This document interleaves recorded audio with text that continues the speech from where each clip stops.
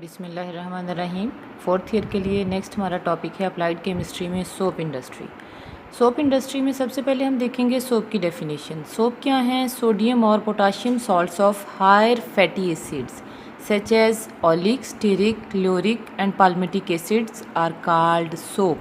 Higher fatty acids मतलब इनमें carbon की जो अमाउंट है वो बहुत ज़्यादा है। अगर हम देखें ओलिक एसिड और जो हमारे पास है ल्यूरिक एसिड, ये दोनों अनसैचुरेटेड फैटी एसिड्स हैं। ओलिक एसिड का जो फार्मूला है ये है C17H33COOH, अनसैचुरेटेड है। लोरिक एसिड जो है ये भी अनसैचुरेटेड है, इसका फार्मूला है C11H22COOH। अगर हम देखें हमारे पास बाकी रह जाता है स्टीरिक एसिड और पाल्मिटिक एसिड। स्टीरिक एसिड है C17H35, ये सैचुरेटेड है, COOH आगे आएगा। और जो पाल्मिटिक एसिड है C15H31COOH, ये भी क्या है? सैचुरेटेड एसिड है। हायर फैटी एसिड्स हैं, इनमें कार्बन की अमाउंट जो है वो ज़्यादा होती है। ठीक है, अब हमने देखनी है सोप की टाइप्स। ये तो आ गई उसकी डेफिनेशन। अब अगर हम सोप की टाइप देखें तो सोप की दो टाइप हैं, एक है सॉफ्ट सोप और दूसरे हैं हार्ड सोप।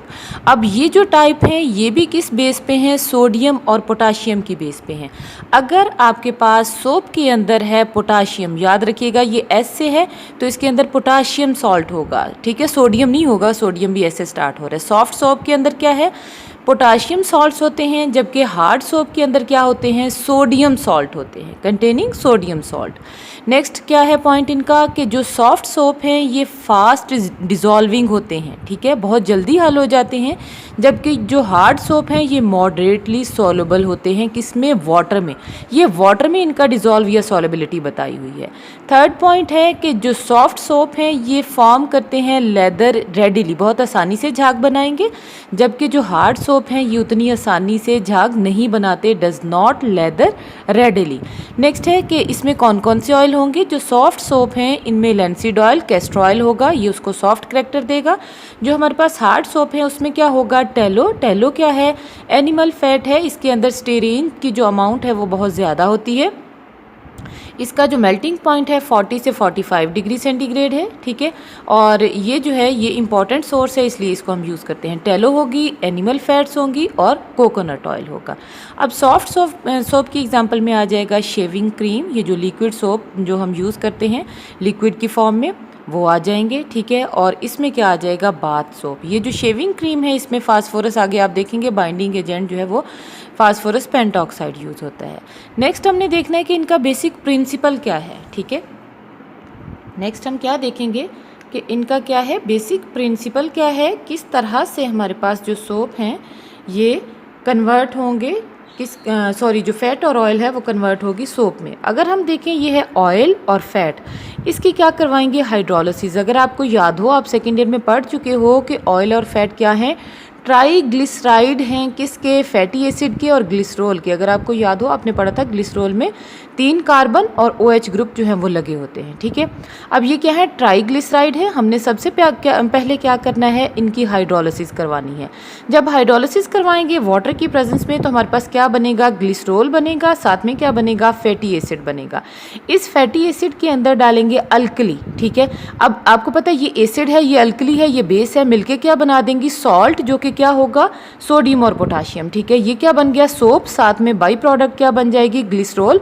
इसको हम आसानी से सेपरेट आउट कर लेंगे। ये मेन प्रोसेस है और ये बहुत जल्दी होता है, बहुत आसानी से होता है जी। नेक्स्ट अगर हम देखें तो इसका जो सेकंड पार्ट है वो रॉ मटेरियल्स का है। रॉ मटेरियल्स में क्या आ जाएगा for the manufacturing of soap?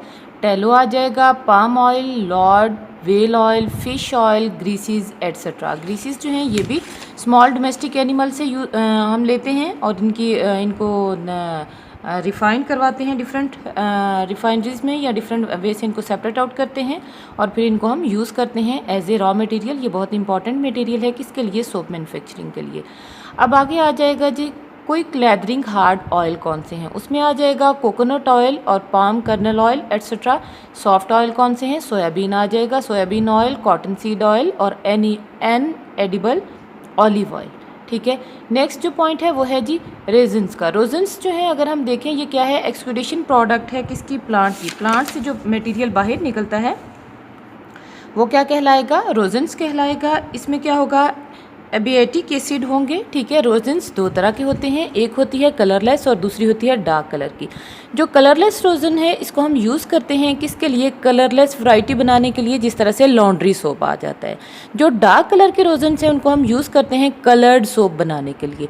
रोजन की एडिशन से लेदर भी अच्छी बनती है, ठीक है, लेदर फॉर्मेशन अच्छी हो जाती है और क्लिनजिंग एक्शन भी बेहतर होता है और ये सॉफ्टनिंग करता है हार्ड सोप की, ठीक है। रोजन्स जो हैं ये टैलो सोप में तकरीबन 40 से 50% होते हैं, जबकि और जो ग्रीसिस की अमाउंट है वो है 25%। नेक्स्ट आ जाता है third point, caustic soda. Caustic soda जो है वो NaOH है। ये फ्लेक्स की फॉर्म में भी होगा, ब्लॉक्स की फॉर्म में भी होगा और स्टिक्स की फॉर्म में भी होगा। ये हमने किसके लिए यूज़ करना है, ये बेसिक कंपोनेंट है।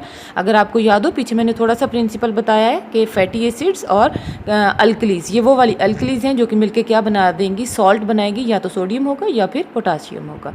नेक्स्ट आ जाता है जी sodium chloride. Sodium chloride use होता है साल्टिंग आउट के लिए, एंड पे एक लेयर बिछाते हैं, वो आपको समझ आ जाएगी। अब इसकी अमाउंट कितनी है, 12.5% ये यूज़ होगा पर 100 पार्ट ऑफ ऑयल। अगर ऑयल का 100 पार्ट है तो आपके पास 12.5 पार्ट जो हैं वो किसके यूज़ होंगे, सोडियम क्लोराइड के यूज़ होंगे। उसके बाद नेक्स्ट आ जाता है जी बाइंडिंग मटेरियल। बाइंडिंग मटेरियल क्या करते हैं, क्लिनजिंग कैपेसिटी जो है सोप की उसको इंक्रीज़ करते हैं।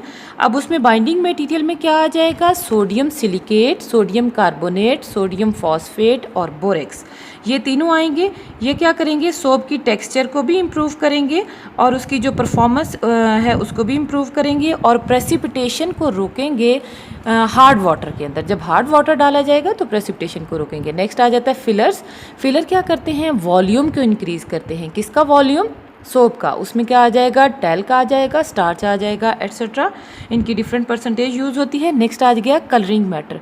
कलरिंग जो डिफरेंट कलर सोप को देते हैं, तो उसके लिए आपकी बुक में डिफरेंट दिए हुए हैं, उनमें से कोई भी 5-6 को याद कर लीजिएगा। जिस तरह से जिंक ऑक्साइड वाइट कलर देगा, क्रोम ग्रीन ग्रीन कलर देगा सोप को, मिथाइल वायलेट वायलेट कलर देगा, ईओसिन पिंक कलर देगा। ये आप इनऑर्गेनिक में पढ़ चुके हो, ठीक है। नेक्स्ट आ जाते हैं परफ्यूम्स। परफ्यूम्स जो हम यूज़ करते हैं वो डिफरेंट हैं, आपकी बुक में काफ़ी दिए हुए हैं, उनमें से कुछ याद कर लीजिएगा। संदल, लेमन ग्रास और क्लोव जो ऑयल है इसको हम यूज़ करते हैं। ये तो थे जो नेचुरल हैं। जो सिंथेटिक परफ्यूम्स हैं उसमें क्या आ जाएगा, जैस्मीन आ जाएगा, रोज़ आ जाएगा, एट्सेट्रा। उसके अलावा जी ये थे हमारे परफ्यूम्स, ठीक है। Sandal, lemon grass, clove oil etcetera और जेस्मीन, और जो रोज़ है ये क्या है, सिंथेटिक है। अब ये तो था हमारा यहाँ तक इसके इंग्रेडिएंट्स। उसके अलावा कहते हैं कि इसमें कुछ और स्पेसिफिक इंग्रेडिएंट्स ऐड करते हैं। वो क्या है, सुपर फैटिंग एजेंट है जिसमें लिनोलीन आ जाता है। लिनोलीन जो है ये वूल ऑयल के अंदर पाई जाती है, ठीक है। ये स्किन को ड्राई होने से रोकती है और इसकी 2% जो है वो ग्लॉस भी देगी और सोप को टेक्सचर भी देगी और क्रैकिंग जो है सोप की उसको रोकती है। उसके अलावा हम यूकलिप्टस और नीम जो है वो ऐड करते हैं एज ए डिसइंफेक्टेंट के तौर पर। उसके अलावा मर्क्यूरिक आयोडाइड जो है वो जर्मीसाइड के तौर पर ऐड किया जाता है और सल्फ़र जो है ये डैंड्रफ और पिंपल्स को रोकने के लिए यूज़ किया जाता है। नेक्स्ट आ जाता है जी इसकी मैन्युफैक्चरिंग। मैन्युफैक्चरिंग अगर हम देखें सोप की, जी नेक्स्ट अगर हम देखें मैन्युफैक्चरिंग ऑफ सोप, तो इसमें 2 प्रोसेस यूज़ होते हैं। एक है हॉट प्रोसेस और दूसरा है कोल्ड प्रोसेस, ठीक है।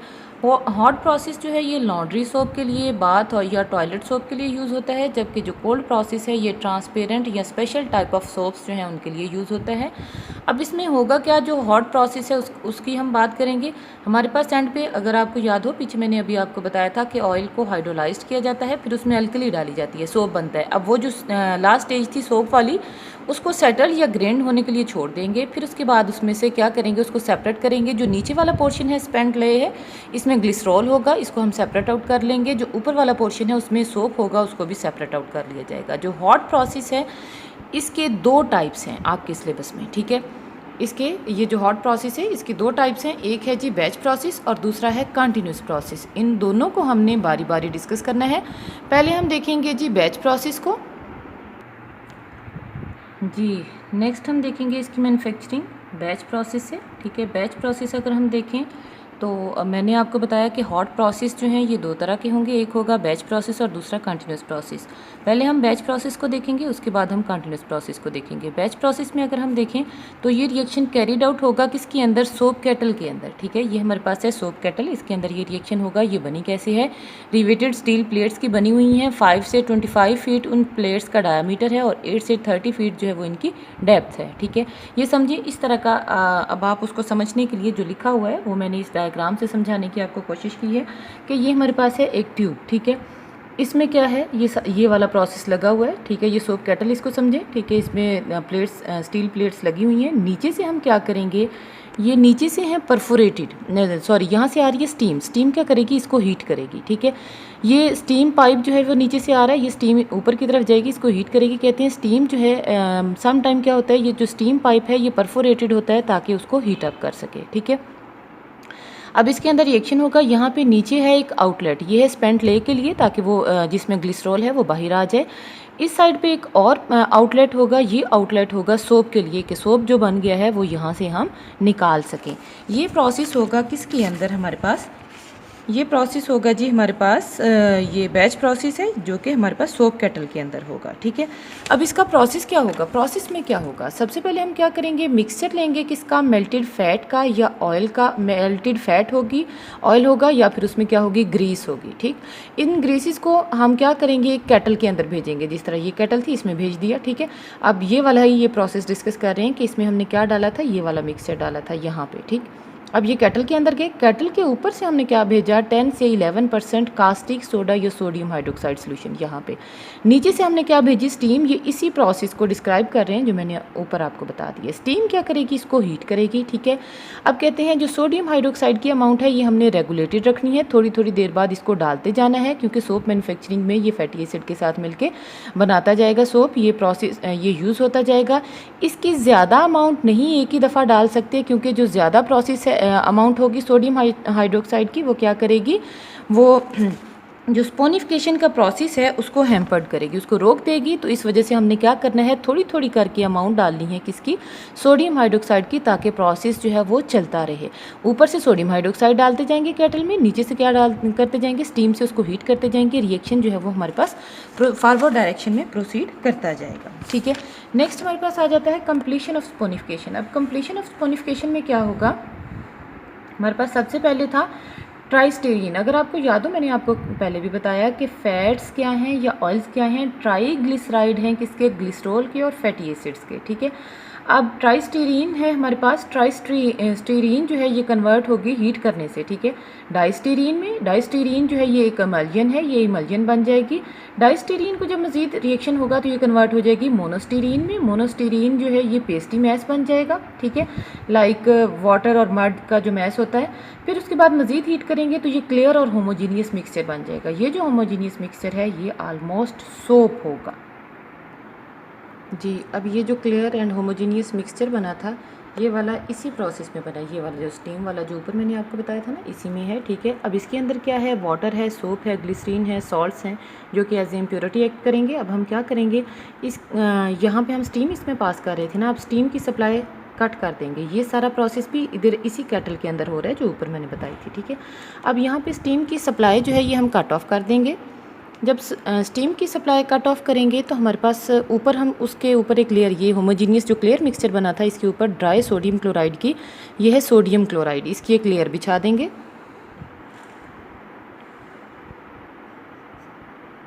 जी सोडियम क्लोराइड की लेयर बिछा दी, ठीक है। अब क्या होगा, जो यहाँ पे वाटर था सोडियम क्लोराइड उसके अंदर डिज़ोल्व हो जाएगा और क्या बना देगा, ब्राइन बना देगा। अब हम क्या करेंगे, बॉइलिंग दोबारा से करेंगे, मतलब स्टीम की सप्लाई ऑन कर देंगे। जब ऑन कर देंगे तो जो सोप है वो इनसॉल्युबल हो जाएगा, ठीक है, ब्राइन के अंदर। वो क्या करेगा, प्रेसिपिटेट हो जाएगा, उसके पीपीटी बनेंगे। ये जो पीपीटी बनेंगे ये अपर लेयर में आ जाएंगे। जो लोअर लेयर है उसमें क्या रह जाएगा, ग्लिसरॉल और जो दूसरी इम्प्योरिटीज़ थी वो इसके अंदर रह जाएंगी जी। अब जो पिछले स्टेप में दो लेयर हमारे पास बनी थी, ठीक है, एक होगी ग्लिसरॉल वाली और दूसरी सोप वाली। इनको हम क्या करेंगे, बॉयल करेंगे। बॉयल कैसे करना है, इनको बॉयल हम करेंगे स्टीम से, ठीक है। होमोजीनियस मिक्सचर बनेगा, बॉइलिंग जो है उसकी स्टॉप कर देंगे अगले स्टेप में। फिर क्या करेंगे, जो मैस है उसको अलाउ करेंगे कि वो सेट हो ओवरनाइट, ठीक है। ओवरनाइट जब सेट होगा तो हमारे पास 2 लेयर बनेगी, एक होगी अपर लेयर और दूसरी होगी लोअर लेयर, ठीक है। जो लोअर लेयर है वो किसकी होगी, ग्लिसरॉल की, और जो अपर लेयर है वो किसकी होगी, क्रूड सोप की, ठीक। अब हम क्या करेंगे, इस क्रूड सोप को फिर बॉयल करेंगे किसके साथ, वाटर के साथ और सोडियम हाइड्रोक्साइड के साथ, ताकि अगर कोई हमारे पास अल्कली जो एसिड है जो रह गया है ग्लिसरॉल या दूसरा एसिड, तो वो फ़ौरन से रिएक्ट कर जाए। अब इसको हीट करेंगे, इस सारे प्रोसेस को जब हीट करेंगे तो हमारे पास सोप जो है वो इनसॉल्युबल हो जाएगा किसके अंदर, फ्री अल्कली के अंदर। अब इनसॉल्युबल जब हो जाएगा तो उसके बाद क्या होगा, हमारे पास जब उसको थोड़ी देर के लिए छोड़ेंगे, काफ़ी घंटों के लिए, तो हमारे पास सोप लेयर बनेगी और स्पेंडले लेयर बनेगी। ये जो सोप लेयर है इसको हम वाटर में डिज़ोल्व करेंगे। जब वाटर काफ़ी क्वांटिटी में डालेंगे तो ये हाइड्रेटेड हो जाएगी। हाइड्रेटेड होने के बाद हम क्या करेंगे, इसको बॉयल कर देंगे।